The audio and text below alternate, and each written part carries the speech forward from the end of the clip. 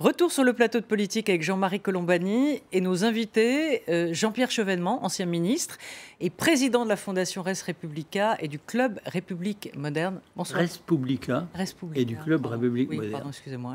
Deux choses différentes. Absolument. Deux choses différentes. Et Alexandre Adler, bonsoir. Vous êtes historien, journaliste, spécialiste des relations internationales. Je n'ai rien oublié? Oh non, non, rien du tout. Très bien.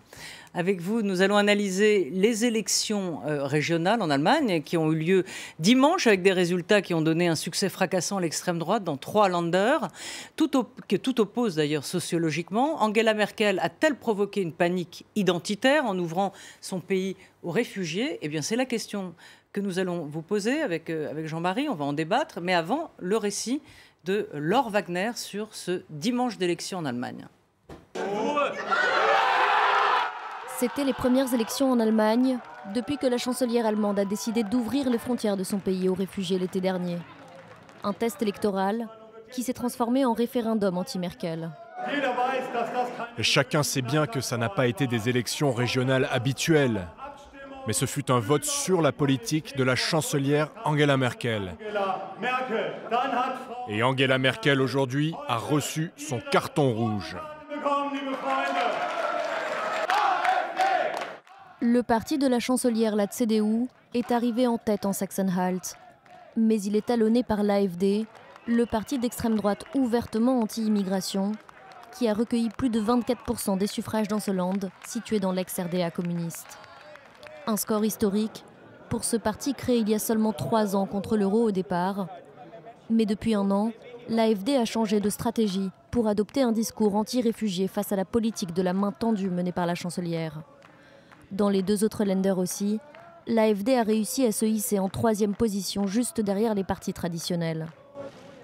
Angela Merkel a admis des résultats difficiles, mais elle a affirmé qu'elle ne changerait pas sa politique vis-à-vis des réfugiés, malgré les critiques au sein de son propre parti. Dans l'ensemble, je vais continuer ce que j'ai fait ces derniers mois. Je ne conteste pas que le fait qu'il y ait maintenant moins d'arrivées de réfugiés soit lié à la fermeture de la route des Balkans. Mais cette solution n'est pas durable, on le voit tous les jours aux images provenant de la Grèce. Les sociodémocrates, alliés de la chancelière dans la coalition gouvernementale, ont réussi à remporter la Rhénanie-Palatinat. Mais ils sont battus par les Verts et arrivent bon dernier dans le Bade-Wurtemberg après l'AfD. La percée de l'extrême droite est inédite depuis 1945 et brise un tabou en Allemagne. Elle s'inscrit dans la tendance actuelle de la montée des partis populistes face à l'afflux de migrants en Europe. L'Allemagne, après le traumatisme du nazisme, n'avait jamais vu émerger un populisme comme ses voisins, comme la Pologne, la Hongrie, l'Autriche et puis, d'une certaine manière, la France. Alors, elle semblait en quelque sorte immunisée pour toujours. Elle faisait figure d'exception. Est-ce donc bien fini, messieurs? Je peux commencer peut-être? Non, on commence bien sûr. Hein? Non, je dirais que on voit apparaître un parti hors système, à droite de l'échiquier politique allemand. Il y en a un autre, ne l'oublions pas, c'est Die Linke. Oui. À gauche. Hein? Les Verts et les communistes, oui. Mais les partis dits du gouvernement, dans lesquels on peut ranger les Verts en Allemagne, ça représente encore 70% de l'électorat. Et ce qui est préoccupant, c'est la tendance à l'effacement des clivages et à l'affaissement du débat. C'est-à-dire qu'il y a une certaine social-démocratisation de la CDU avec Mme Merkel, son discours sur les réfugiés, mais aussi, il faut le dire, le programme commun avec le SPD, le salaire minimum. Donc on voit que les partis traditionnels n'attirent plus. Et finalement, c'est un parti comme l'AfD, Alternative pour l'Allemagne, qui suscite un attrait, notamment chez les abstentionnistes.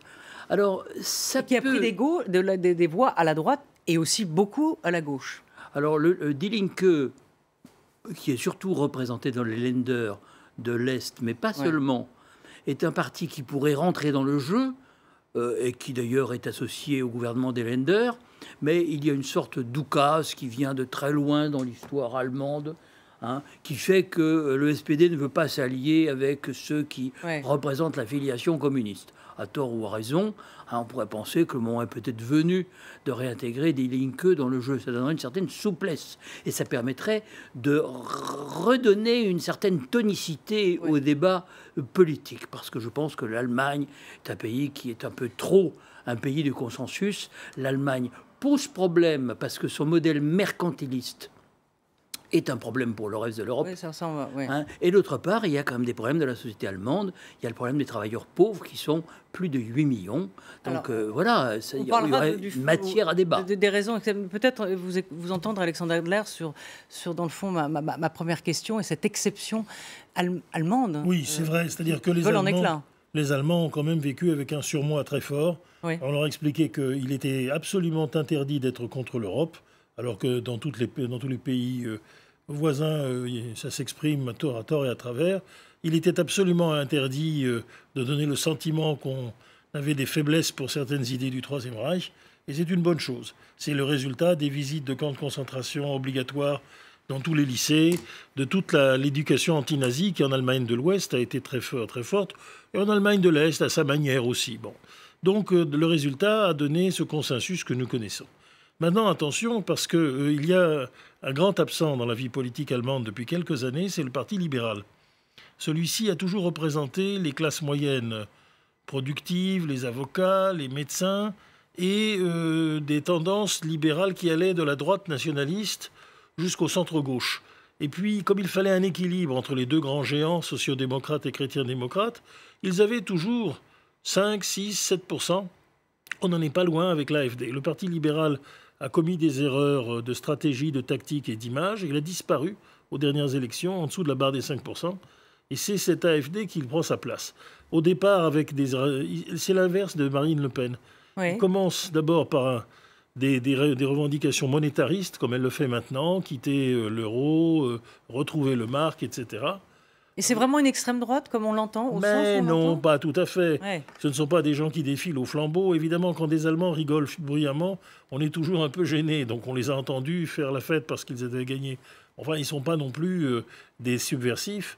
Et ils ont exprimé surtout le ras-le-bol des classes moyennes, aussi bien à l'Est, qui émerge lentement d'une grande pauvreté, qu'à l'Ouest, où ils ont aujourd'hui des difficultés, celles que Jean-Pierre Chevènement nous a évoquées en quelques mots, et qui, à un moment donné, ont trouvé l'occasion de se défouler, surtout que ce sont des élections régionales qui ont toujours donné des poussées extrémistes. On a même eu des partis d'extrême droite qui ont passé la barre de 5% par le passé. Mais là, oui, bien sûr. Ce qui est grave, c'est que c'est un désaveu à travers eux qui va bien au-delà.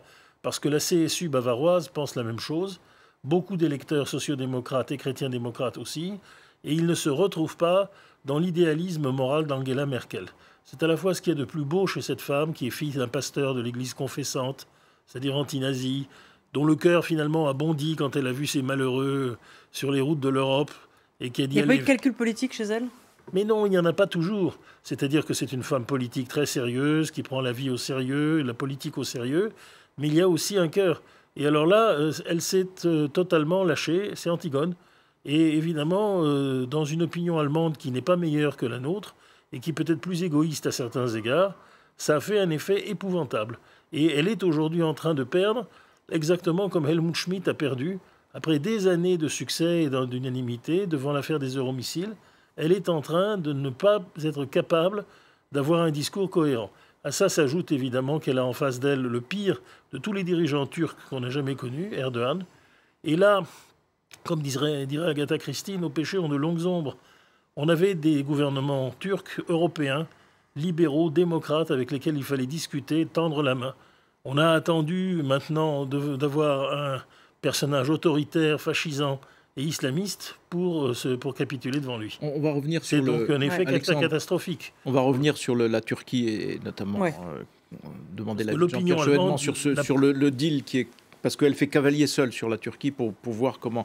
Mais retour un petit peu sur le vote.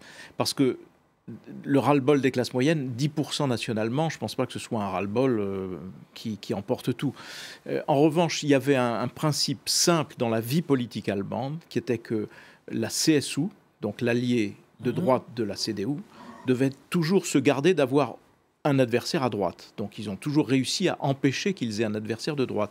Or aujourd'hui, il surgit comme a surgi l'UKIP en Grande-Bretagne, comme il y a le Front National en France, comme il y a de l'extrême droite en Autriche, etc. Donc est-ce que la comparaison est pertinente ou est-ce que c'est vraiment... Si, elle est tout à fait, surtout avec l'UKIP, qui n'est pas non plus un parti fascisant, bien que ses dirigeants, quand on les entend, soient franchement désagréables.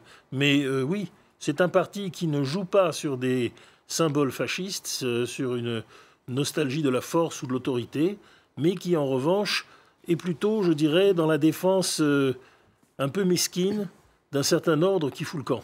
Est-ce que je peux apporter une nuance à ce que vient de dire Alexandre? Je ne doute pas que Angela Merkel ait beaucoup de qualités, ça c'est l'évidence. C'est une femme qui a beaucoup de qualités, mais elle a commis une erreur, il faut le dire. Évident aussi. Elle a commis une erreur à la fin du mois d'août, quand elle a ouvert les bras aux plus de 1 million de réfugiés qui déferlaient déjà sur la Grèce et sur la route des Balkans. Je pense que quiconque a une expérience dans le domaine... Parce qu'elle a ouvert les vannes, c'est ça? De la gestion. Mais il y avait, lié au conflit syrien et au conflit afghan, et au conflit irakien, un flux de réfugiés, il n'était pas nécessaire de le grossir et de transformer la bourrasque en tempête en annonçant qu'on allait accueillir plus de 3 millions de réfugiés en Allemagne dans les 3 années qui allaient venir. Je pense que c'était une erreur, d'autant plus surprenante que même si Angela Merkel a certainement bon cœur, elle avait quand même dit sur ces questions des choses qui paraissaient très raisonnables, se méfier de la société multiculturelle. Elle l'avait dit il y a plusieurs années. Donc elle savait que c'était un sujet compliqué. Or là, pour des raisons à la fois de communication, après l'épisode grec, que chacun a en mémoire, et d'autre part parce que l'Allemagne a un réel problème démographique, et que, je dirais, le problème du renouvellement de la population active se pose, je pense qu'elle a cru pouvoir faire un coup. Wir schaffen das, nous allons le faire, mais c'est pas si facile à faire. C'est pas si facile, mais qu'est-ce Elle nous l'a déjà fait avec, excuse-moi, juste avec le nucléaire, car devant la poussée des Verts, c'est la seule réforme qu'elle ait faite d'ailleurs. Oui, d'ailleurs, elle est très politique. Parce les Verts sont toujours là. Là aussi, elle avait donné une inflexion en sens inverse par rapport à la du jour au lendemain, elle a décrété. Schröder avait décidé. Mais Jean-Pierre Chevènement, quelle était l'alternative? Parce que les réfugiés, on sait qu'on ne peut pas les repousser. Je veux dire, c'est contraire au droit international. Les gens qui sont réfugiés de guerre, qui fuient la guerre, qui sont persécutés par la guerre. Le droit international, en principe, interdit de les refouler. Donc quand elle dit qu'elle les accueille, en plus l'Allemagne, en effet, a besoin de... Je veux dire, est-ce vraiment... Où est l'erreur? Est-ce que l'erreur, c'est de le dire, tout simplement, alors qu'on est obligé de le faire? L'erreur, c'est déjà de tout mélanger. Le droit d'asile, en principe, était réservé aux combattants de la liberté. On l'a élargi démesurément. Ce sont quand même des gens qui fuient la dictature, la dictature de Bachar el-Assad, entre autres. Ça se discute beaucoup. On appelle ça la protection temporaire, en langage juridique. Mais ce ne sont pas des gens qui demandent l'asile au sens classique du terme. D'autre part, vous ne devez pas confondre des réfugiés à l'occasion d'une crise politique ou d'une guerre avec des réfugiés économiques, avec des réfugiés, des migrants économiques.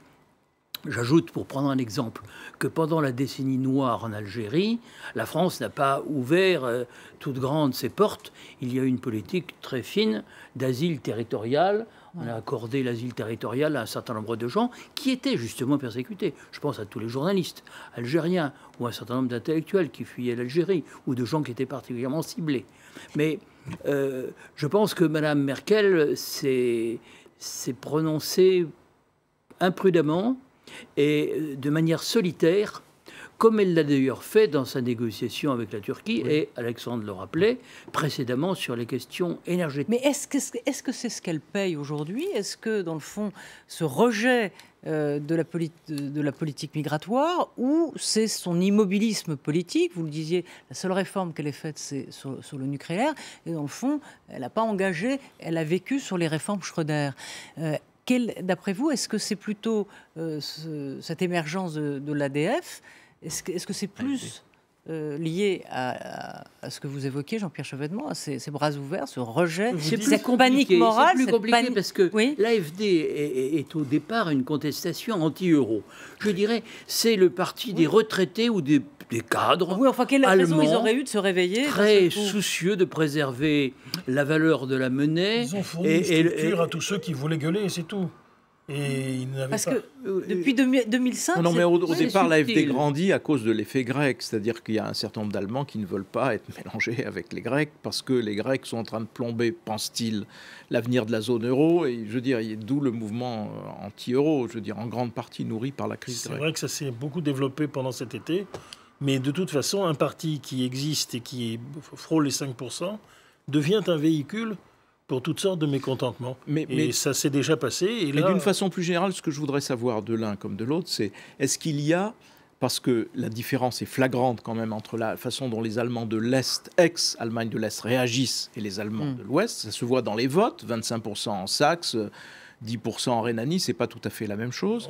Mais il y a la Pologne, qui a glissé aussi d'une façon un petit peu inquiétante. Il y a la Tchéquie qui dit des choses parfois assez choquantes. Il y a la Hongrie qui érige son mur. Est-ce qu'il y a, à vos yeux, une responsabilité de la culture post-soviétique qui n'est pas du tout la nôtre, il y a plusieurs Europes. Il y a d'abord plusieurs nations en Europe, il faut le rappeler.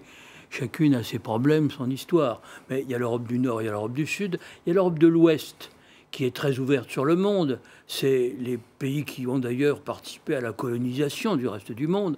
La France, la Grande-Bretagne, l'Espagne, le Portugal, la Hollande, la Belgique. Ça, c'est des pays qui ont l'habitude d'un certain brassage. Et puis, les pays qui sont tout à fait à l'est de l'Europe, ils n'ont qu'un problème, c'est la Russie. Ils ont bien d'autres problèmes.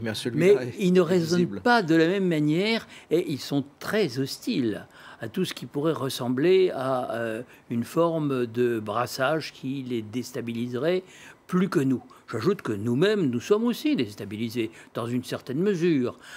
Alors, il faut raison garder, il faut tenir un langage de responsabilité, et je pense qu'il y a place quand même pour un dialogue inter-européen. C'est ce dialogue qui manque beaucoup en Europe. Pratiquement, la politique a été mise en congé. Dialogue, ce serait quoi ? Parler un petit peu de notre environnement extérieur, des défis qui sont au sud, les migrations, le terrorisme djihadiste, ça existe, nos rapports avec la Russie, comment les concevoir. Moi, je pense qu'il faut un partenariat entre l'Europe et la Russie. Mais il y a des gens qui ne pensent pas ça, qui pensent même le contraire, qui voudraient revenir à la guerre froide. Disons que tous ces grands sujets ne sont plus débattus, parce que la politique en Europe a été mise en congé. On a délégué à Bruxelles des pans entiers de souveraineté, et ce sont des technocrates qui prennent des décisions illisibles, indéchiffrables pour la grande majorité de nos concitoyens. Donc la politique... Et ça, c'est une vision caricaturale, Jean-Pierre Chevènement, de l'Europe, parce que l'Europe ne décide de rien dans l'affaire. Dans l'affaire des réfugiés, les gouvernements décident. Dans l'affaire des relations internationales, les gouvernements décident de leur politique d'être plus ou moins proche de la Russie. Ce sont les gouvernements nationaux qui sont tout en main. Mais non, en dehors de la monnaie qui est fédérale... Les sanctions, par exemple, sont prises à 28. Elles sont prises collectivement. Et en relation avec les États-Unis d'Amérique. Donc s'il y a bien un dossier sur lequel nous sommes pris en otage, c'est celui-là. Quant au dossier sur les réfugiés, c'est Mme Merkel qui a imposé quand même cette politique dite des quotas qui, à mon avis, n'a pas de sens parce qu'on ne peut pas prévoir l'avenir à 4, 5 ans, 6 ans. Et à ce moment-là, on fait, comme on dit, des appels d'air.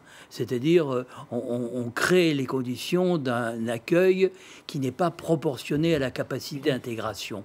Or, tout ce que je sais dans ce domaine, c'est que l'accueil doit être proportionné à la capacité d'intégration. Sinon... Disons une chose toute simplement pour nos amis d'Europe de l'Est. Ils se pensent tous comme pauvres.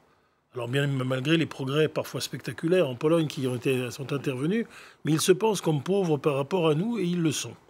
Deuxièmement, ils estiment que ce n'est pas leur faute, qu'ils ont été soumis à un système soviétique qui les a pénalisés et qu'on ne peut pas les pénaliser davantage et qu'on ne peut pas leur demander des actions de solidarité qui ne leur incombent pas. À cela s'ajoute évidemment maintenant toute l'Europe centrale, des idéologies de droite conservatrices en Pologne, en Hongrie, c'est particulièrement vrai, qui n'acceptent plus du tout les arguments humanistes qui, à leurs yeux, sont de la propagande communiste, comme on faisait dans le pacte de Varsovie. Alors, dans ces conditions, c'est difficile. Et on a du mal à leur faire passer un certain nombre de messages. Je dirais qu'Angela Merkel, avec cette culture kantienne qui est la sienne, a voulu faire l'impératif catégorique, voilà, venez. Et bien entendu, pour répondre à la question de Jean-Marie, moi, ce que je lui aurais conseillé, si elle m'avait demandé mon avis, c'est peut-être de le faire, mais d'en parler le moins possible. Ouais. Et de faire ça en douce. Parce qu'aujourd'hui, on voit mais pas dire aux Allemands, voilà, allez, on a 1,5 million de gens qui vont venir, faites leur bon accueil. Non, ce n'est pas possible. Particulièrement en Allemagne de l'Est. Alexandre Adler fut un excellent ministre de l'Intérieur. Où les gens se sentent pauvres. Il faut faire et ne pas dire. Hein. Et effectivement, on peut reprocher à Angela Merkel... On sent l'homme d'expérience. Oui, d'avoir fait des annonces qui étaient... D'ailleurs, vous avez été ministre de l'Intérieur. Mettez des baraquements, chauffer les gens, montrer que les enfants risquent de mourir de froid. Ça va, mais ne pas dire aux Allemands, en face, voilà... Allez, mais regardez aujourd'hui son attitude par rapport à la Turquie. Rétropédalage. Voilà, rétropédalage, et elle renvoie les réfugiés de Grèce à la Turquie, et en plus, donc un virage à 180 degrés, et en plus elle le fait en secret, elle dit rien à personne, elle négocie dans son coin, ce qui exaspère les dirigeants européens. Avec de l'argent sous la table et des promesses. Et particulièrement, il faut le dire, les dirigeants français qui ont été complètement court-circuités, puisque la décision a été prise par Mme Merkel, les dirigeants turcs, en liaison avec M. Tusk, et peut-être le président en exercice qui est Mark Rutte, un Hollandais, mais le président Hollande, à ma connaissance, a été tenu à l'écart, et je pense que ce n'est pas de bonne méthode de faire comme s'il était normal que c'était l'Allemagne qui décidait pour tous les autres. C'est la première fois que ça arrive, et la réponse de la France a été... Du coup, la réponse de François Hollande a été catégorique aussi sur les droits de l'homme. Pas question de brader les droits de l'homme en Turquie, ou pas question d'accepter la libéralisation des visas. Ça arrive. C'est quand même sur l'énergie. La France était quand même un pays abondamment doté de centrales nucléaires. Nous avons été placés devant le fait accompli d'une décision unilatérale. D'ailleurs, pas seulement nous, les électriciens allemands aussi, qui se plaignent. Et d'ailleurs qui se portent très mal aujourd'hui. Et les riverains des mines de lignite qu'on a rouvert en toute écologie. Alors, on ne leur demande pas de fermer leurs centrales à charbon, on pourrait. Mais Madame la ministre de l'Environnement allemande nous a demandé de fermer Fessenheim. Personne ne lui a répondu. Ouais. Hein, mais on aurait pu demander aux Allemands de fermer leurs centrales à charbon, parce que nous le pensons, bien entendu. Mais nous sommes soucieux... C'est pas très écologique, hein. Nous sommes soucieux, c'est pas très écologique de maintenir des formes modernes au dialogue qui doit exister entre les peuples européens, notamment entre la France et l'Allemagne. Donc voilà, mais on ne peut pas être piégé. Vous seriez en lieu et place de Jean-Marc Ayrault aujourd'hui, Jean-Pierre Chevènement. Vous pratiqueriez le dialogue avec l'Allemagne? En allemand. Oui, mais Jean-Marc Ayrault parle beaucoup mieux l'allemand que moi. Non, mais vous pratiqueriez ce dialogue. Vous savez bien que les choses n'avancent que quand la France et l'Allemagne sont sur la même longueur d'onde. Le dialogue n'exclut pas une certaine franchise. Par exemple, j'évoquais le modèle mercantiliste allemand. Oui, l'Allemagne exporte presque la moitié de son PIB, et l'excédent allemand est 8,5% de son PIB, très au-dessus des normes fixées par Bruxelles, 4%. Or, l'excédent des uns et le déficit des autres. Donc on pourrait encourager les Allemands à augmenter les salaires, à relancer la demande. Ce qui a été fait avec le salaire minimum. Oui, mais insuffisamment, parce que ça n'a pratiquement eu aucune influence sur le coût horaire du travail en Allemagne. Donc on pourrait... Les Allemands ont toujours des hommes politiques exceptionnels, qui sont très au-dessus de la moyenne de... On en a parlé il y a quelques instants. Et après on les tue. Ouais. Helmut Schmidt. Non, ils disparaissent. Oui, Helmut Schmidt c'est pas comme chez nous. Parti avec tous les honneurs, mais alors qu'il avait réussi pleinement, il a été balayé par la vague pacifiste au moment des euromissiles. Là, Angela Merkel, je crains que nous assistions à son crépuscule, et après, on la regrettera beaucoup. Voilà, comme d'habitude. C'est toujours ce qui se passe. Le sens de nous n'en sommes pas encore là, et je crois, moi, que Angela Merkel a beaucoup de réserves. Son parti est le plus important, et elle a des alliés, le SPD, les Verts. Donc, n'enterrez pas précipitamment mais on n'enterre Madame personne, Merkel. Pas notre genre. Merci à tous les deux. Merci beaucoup, Jean-Marie. Merci à Laure Wagner d'avoir préparé cette émission, et à toute l'équipe technique. Merci.